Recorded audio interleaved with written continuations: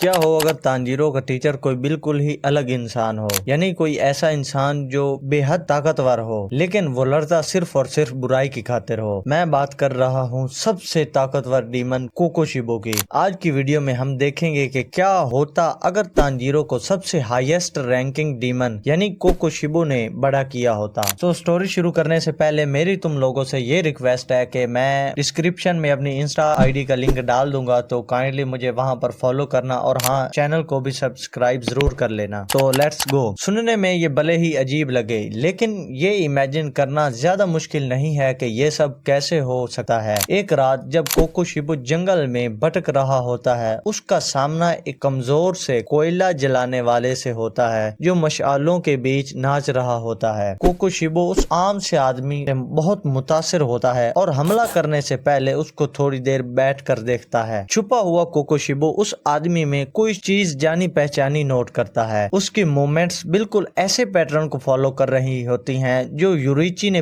500 साल पहले sun breathing की 12th फॉर्म प्रैक्टिस करते हुए दिखाई थी। और इस आदमी ने वही हानाफुदा इयररिंग्स पहने होते हैं जो यूरिची ने पहने हुए थे। अब इस सीन में पूरी तरह इंटरेस्टेड होने के बाद कोकोशिबो उस आदमी के लंग्स पर फोकस करता है और रियलाइज करता है कि ये इंसान कोई ब्रीदिंग टेक्निक यूज कर रहा है। उसके दिमाग में कोई शक नहीं रहता, सन ब्रीदिंग टेक्निक मरी नहीं है और हिनोकामी कागुरा के रूप में आगे चलती आ रही है। सो इस पॉइंट के बाद कोकोशिबो कमादो फैमिली पर नजर रखने लगता है। सो सीन कुछ ऐसा होता है कि जब कोकोशिबो कमादो फैमिली के आसपास नहीं होता तभी एक तबाही आती है। कमादो फैमिली पर डीमन अटैक कर देते हैं और सिर्फ तांजीरो को छोड़कर बाकी सभी मेंबर्स मारे जाते हैं। कोकोशिबो जानता है कि इस मामले में उसे दखल अंदाजी नहीं देनी चाहिए क्योंकि मुजान उससे ऐसा करने की उम्मीद नहीं रखेगा। भले ही कोकोशिबो किबुत्सुजी मुजान के सबसे वफादार गुलामों में से एक है, वो लेगेसी पर बहुत ज्यादा यकीन रखता है। जब उसे समझ आता है कि वो सन ब्रीदिंग जिसको परफेक्ट करने में यूरिची ने इतनी मेहनत की थी वो अभी भी जिंदा है और अगर उसने दखल अंदाजी नहीं की तो इस लड़के के साथ ही खत्म हो जाएगी, तो कोकोशिबो खुद को रोक नहीं पाता। वो तांजीरो को अपनी पनाह में ले लेता है और कसम खाता है कि वो इस लड़के को ट्रेन करेगा ताकि वो इंसानी लिमिट्स क्रॉस कर सके और फ्यूचर में एक डीमन बन सके। लेकिन यहाँ सवाल ये पैदा होता है कि अपर मून 1 एक ह्यूमन स्वर्ड मैन को क्यों ट्रेन करेगा जो कि आगे चलकर डीमन स्लेयर भी बन सकता है। वो अपने भाई की लेगेसी को जिंदा रखने के लिए ये सब कुछ करता है। आम डीमंस के मुकाबले कोकोशिबो एक शाही और रोबदार शख्सियत है। वो छोटे लेवल के डीमंस के लिए नफरत के अलावा अपने पास कुछ नहीं रखता और शायद तांजीरो को प्रैक्टिस करने के लिए उन्हें मार देने पर उसे कोई एतराज ना हो। तो इसके साथ ही स्टोरी आगे बढ़ती है और तांजीरो और कोकोशिबो के बीच ये अजीब सा रिश्ता शुरू हो जाता है। अपर मून 1 सख्त और इमोशनली अनअवेलेबल होने के बावजूद भी वो तांजीरो के साथ सख्त रवैये से पेश नहीं आता। लेजेंडरी मून ब्रीदिंग टेक्निक के क्रिएटर के तौर पर वो तांजीरो को इसकी मुख्तलिफ फॉर्म्स में ट्रेन करता है। 500 ईयर्स की ट्रेनिंग और एक डीमन के तौर पर उसकी सुपर नेचुरल एबिलिटीज कोकोशिबो को अल्टीमेट मास्टर बनाती हैं। अपर मून 1 की नजर से कोई भी गलती नहीं बचती और उसके पास इन गलतियों को ठीक करने की नॉलेज और मास्टरी भी है। भले ही कोकोशिबो तांजीरो को डीमन में बदलना चाहता है लेकिन वो इस स्टेज पर यह सोचता है कि अभी वक्त नहीं आया है उसे डीमन बनाने का। वो चाहता है कि ये लड़का डीमन बनने से मिलने वाली सुपर नेचुरल एबिलिटीज को अनलॉक करने से पहले एक इंसान के तौर पर अपनी इम्प्रूवमेंट की लिमिट्स तक पहुंच जाए। जैसे जैसे तांजीरो एक स्वर्ड मैन के तौर पर मिच्योर होता है वो डीमंस का शिकार करना शुरू कर देता है, किसी फर्ज या ड्यूटी के बदले नहीं बल्कि सिर्फ अपनी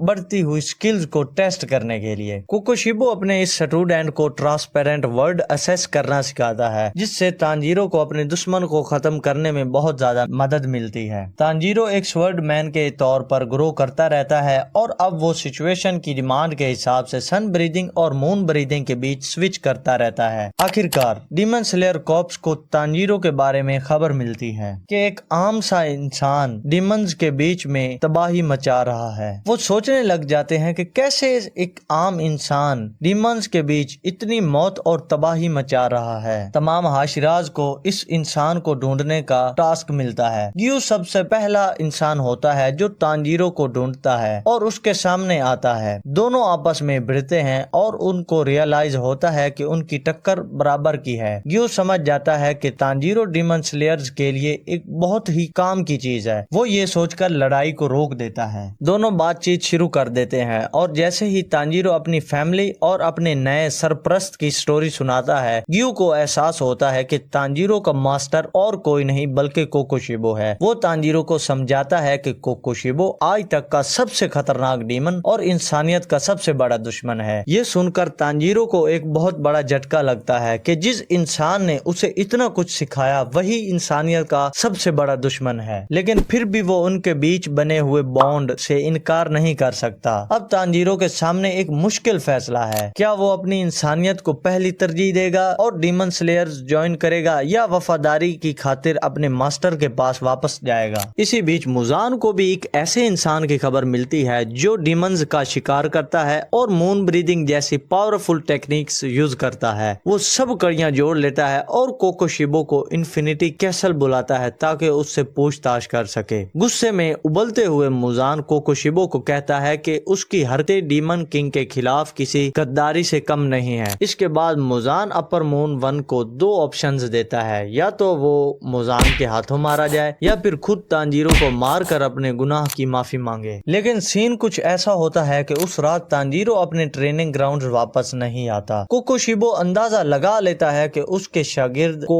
सच पता चल गया है और यहाँ ज्यादा इंतजार करने से इनकार करते हुए मुजान अपर मून 1 को ऑर्डर देता है कि तांजीरो को ढूंढो और मार दो। वो तांजीरो की सन और मून ब्रीदिंग की मास्टरी को आगे बढ़ने का रिस्क नहीं ले सकता था। इसी वजह से मुजान मास्टर कगाया के मेंशन पर अटैक कर देता है। जैसे ही मुजान अपना अटैक करता है, ये लड़ाई बिल्कुल ओरिजिनल स्टोरी की बैटल ऑफ इन्फिनिटी कैसल जैसी शक्ल ले लेती है। तमाम हाशिराज अलग अलग टारगेट्स को आपस में बांट लेते हैं और डीमंस को खत्म करने की कोशिश करते हैं। लेकिन यहाँ मैं आपको ये बताता चलूं कि तांजीरो की ट्रेनिंग इस टाइमलाइन में जमीन आसमान का फर्क पैदा कर देती है। ग्योतारो और दाकी या हेनटेंगो के खिलाफ वाली फाइट्स उतनी तबाहकुन नहीं होती। तांजीरो अपनी लिमिट्स तक तब पुश होता है जब वो अकाजा का सामना करता है। Third upper moon martial art की अपनी गहरी नॉलेज यूज करके तांजीरो को दूर रखता है। उसे छोटे छोटे अटैक्स करके उसकी ताकत को धीरे धीरे निचोड़ लेता है। ना उम्मीदी के एक लम्हे में मौत को अपने सामने देखकर तांजीरो अपने अंदर पावर का एक और लेवल ढूंढ लेता है और अपना डीमन स्लेयर मार्क अनलॉक कर लेता है। और फिर यहाँ दूसरे हाशिराज की सपोर्ट के आने के बाद तांजीरो अकाजा का सर कामयाबी से अलग कर देता है। और यहाँ अकाजा के बाद अब सिर्फ अपर मून 1 ही बचा था जो तांजीरो और बाकी हाशिराज को चैलेंज करे। फिर यहाँ से मुकाबला शुरू होता है कोकोशिबो और बाकी के तमाम हाशिराज का। उनके आखिरी मुकाबले में तांजीरो सन ब्रीदिंग और मून ब्रीदिंग दोनों स्टाइल्स को मिलाकर एक नई चीज बनाता है।